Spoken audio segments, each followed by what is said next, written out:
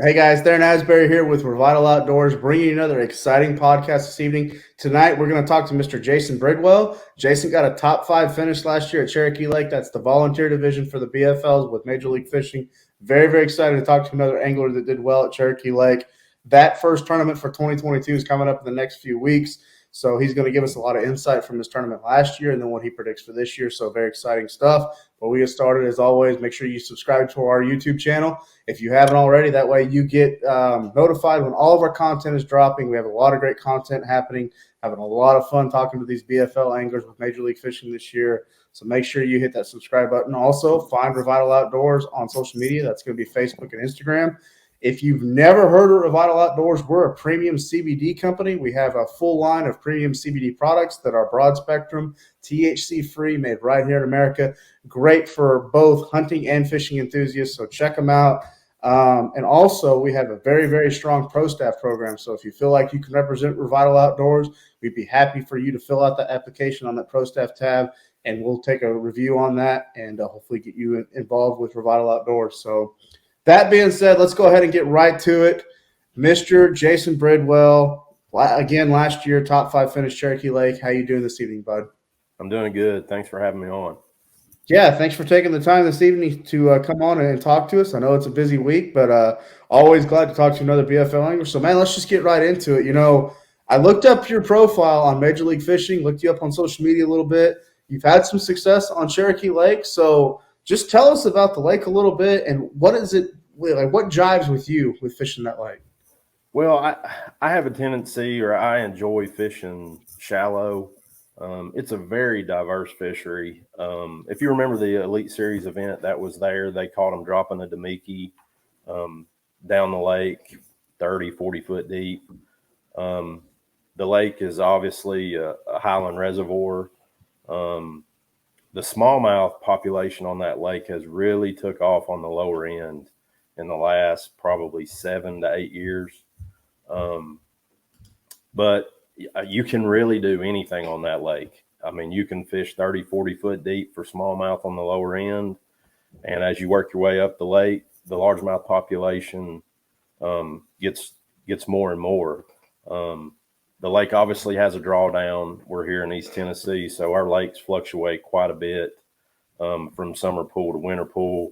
The lake's low right now. I don't know exactly, but I would say around 20 feet low. So, which really, in the springtime, it makes it a challenge because the lake's coming up. We get a lot of rain in the area. The river muddies up. So it makes it a real challenge. The weather plays a big factor in the springtime with how you want to fish. Okay. So, you know, I've never been to Cherokee Lake, did a little research on it. I know that Major League Fishing has had a tour event there not too long ago. I think they even had a Toyota Series championship there back when it was the Costa Series a few years back. One thing I noticed about the lake, it's full of smallmouth, but it also has a population of largemouth. So I'm curious about, you know, what's the mix between smallmouth and largemouth? And also, it looks like there's a lot of rock on that lake. So can you break it down? Is that pretty much what the fish are relating to? Yeah, more on the lower end, you get a lot of shale. You do get that big bouldery limestone rock, but as you work your way up the lake, you get a lot more red clay mixed with the rock, and then you get some pea gravel, and then way up the lake, you start getting into those bluff walls. So you know, it like I said, it's really diverse. You can fish red mud flats to vertical bluff walls. I got you.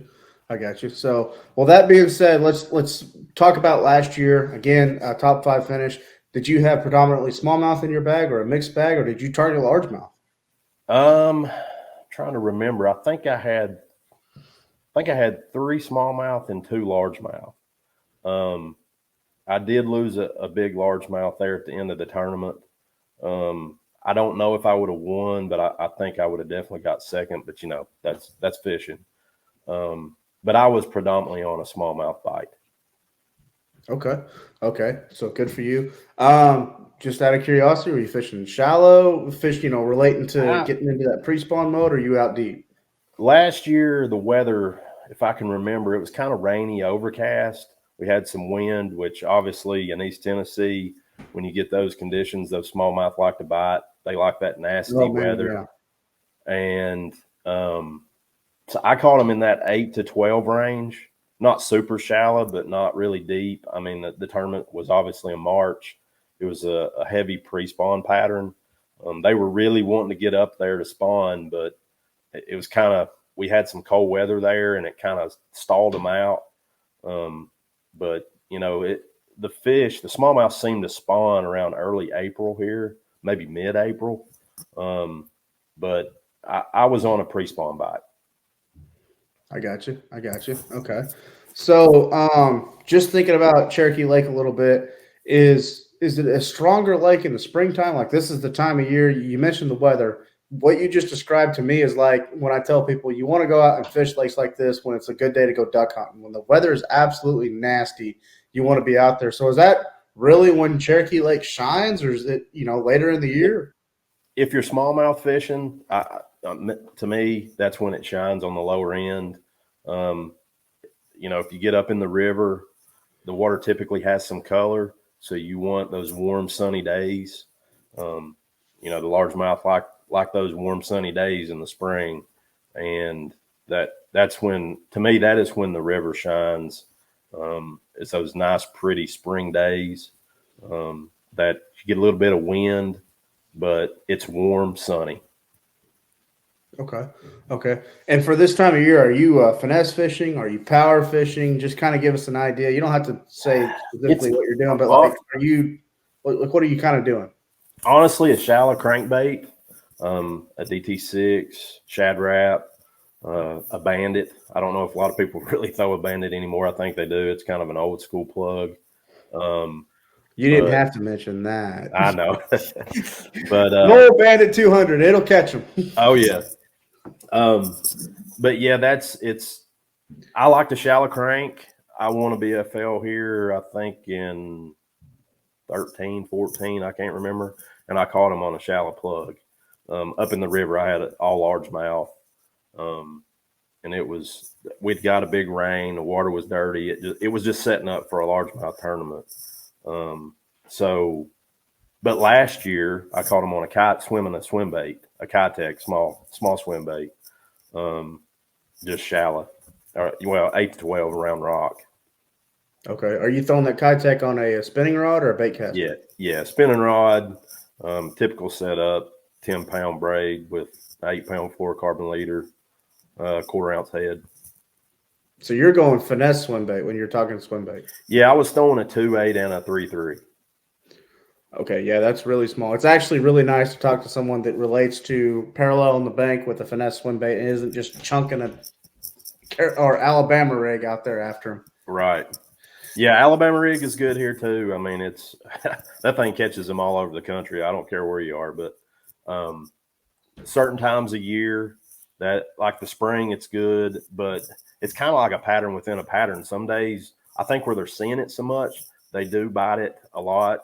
Some days, but other days it's like they won't touch it. So it varies day to day. It's strange. Yeah, you're absolutely right. Anglers are throwing it they're throwing it from coast to coast. They're throwing it year round. But it kind of kills me living here in Florida. I see anglers throwing it on like Toho, the Harris chain, Kissimmee chain, and I'm like, bro, what are you doing? There's so much grass and it's so shallow around here. You wouldn't think, but I have heard of anglers get into those canals and catch them. So definitely Alabama rig. Jason's absolutely correct. It'll catch them year round. It's a great bait, especially on lakes like Cherokee Lake.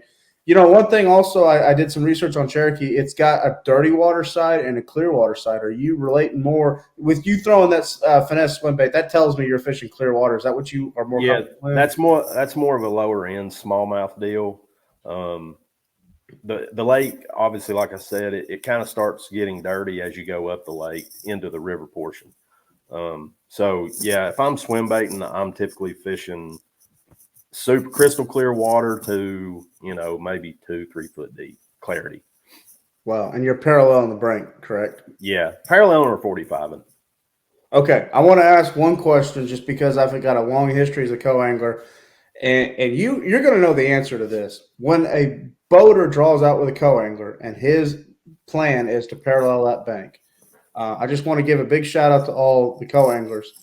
That boater wants you to catch fish. He's going to do what he likes to do. He's going to be paralleling that bank. I know that's not conducive for co-anglers, but there is plenty of opportunity for you to catch fish behind that man. So what would you suggest to co-anglers to do for if they draw out with you and you're paralleling that bank?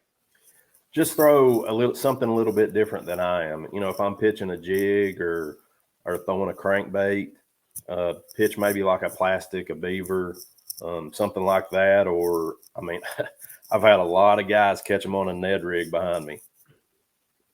Thank you. I was thinking a Ned rig or a shaky head.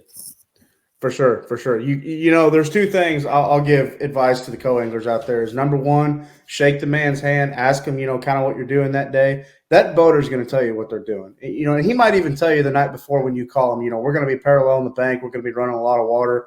It's completely okay to say, hey, man, I just want to let you know I plan on fishing behind the motor today. I'm going to stay completely out of your way. I'm going to completely fish a different strike zone. If you're fishing a Ned rig, take plenty of them with you because you can break that off. If you're throwing like a crankbait or something that's a little bit more expensive in the bait shop, you know, work with that boater a little bit. He'll go back for you. You know, Just tell him, hey, man, I'm hung up. Hit that spool. Let them fish their area. They'll back up. They'll let you get unhung. So work with them a little bit. And, you know, that being said, dragging something a little bit, you know, figure out where he's fishing to that bluff wall. A lot of times he's going to be throwing right at the wall. So if he's fishing that, you know, 0 to 6 foot stage, throw to that 6 to 12 foot stage. You'll be really surprised at how many fish you'll catch throughout the day. Yep. That's true. Absolutely. So, well, Jason, you've given us a lot of great information for Cherokee Lake from last year. What do you predict for this year? Same kind of pattern, same kind of weights, or what do you think? You know, there was a tournament there. I think this past weekend there was 2 bags close to 19, which has been really, really good compared to what it's been. The water's extremely cold this year. We've had some really cold weather. Yeah, it's down.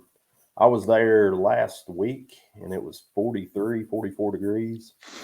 That's really cold. Yeah, I mean, when the water gets that cold, the bite gets tough. I mean, it's one of those things. Either you find them and smash them, or you struggle. And you know, but we've had some warm weather. It's raining right now. It was 60-some degrees today and rain. It's supposed to get some more rain the rest of this week. So that's really going to change things. It's really going to muddy up the upper end, which may make those largemouth bite. But the smallmouth, you know, we got to have a little bit warmer weather to get them to really start going. I got you. So you're, you know, based on what you just said there, you're thinking maybe that 16 to 20, so maybe a 17, 18 pound bag would be very strong. Yeah, I think it took 18 last year. I think it'll be about the same. Okay. I think 17, 18, 19 will be a really, really good bag. And then what do you think? 12, 13, you get a check? Probably. Okay. Probably, yeah. I can't remember what got a check last year. It was probably around that range. I know there was a lot of 12, 13, 14 pound bags. Okay. So, well, Jason, you've given us a lot of great information on Cherokee Lake. Before we let you go, we just want to give you the opportunity to thank any of your sponsors, friends, family, anybody that supports your tournament career. I know you fish a lot of tournaments throughout the year. You're very, very active in the tournament world. So anybody that supports you, we want to give you the opportunity to thank them. I'd like to thank Watson's Marine. That's where I do all my you know, any kind of trouble that I have with my boat. That's where I purchase my boat. Electronics, anything that goes wrong, that they're always great to work with. They always fit me in. Great dealership, professional. They really don't come any better than them. And then obviously my wife, you know how fishing is. You spend a lot of time away from home and, you know, thanking her. And that's really it. I mean, I don't have any major sponsors. I'm kind of self-supported. It's a passion of mine. It always has been, and I just enjoy doing it. But I've really not tried to pursue it professionally. So, but I love the game. Yeah, have a lot of fun doing it. Sometimes it's all about the competition, the camaraderie, the people that you travel with. So that's really good. So, well, from all of us at Revital Outdoors, we've been talking to Mr. Jason Bridwell. Again, he got a top 5 finish last year in the volunteer division on Cherokee Lake. So we wish him all the best in 2022 and all the anglers fishing with the volunteer division. So again, thank you for joining us on this podcast. If you haven't already, make sure you subscribe to our YouTube channel. Check out Jason Bridwell again on Facebook and Instagram, as well as Revital Outdoors. And from all of us, thank you for joining us on this podcast. God bless. Be safe out there, and we will talk to everyone very, very soon.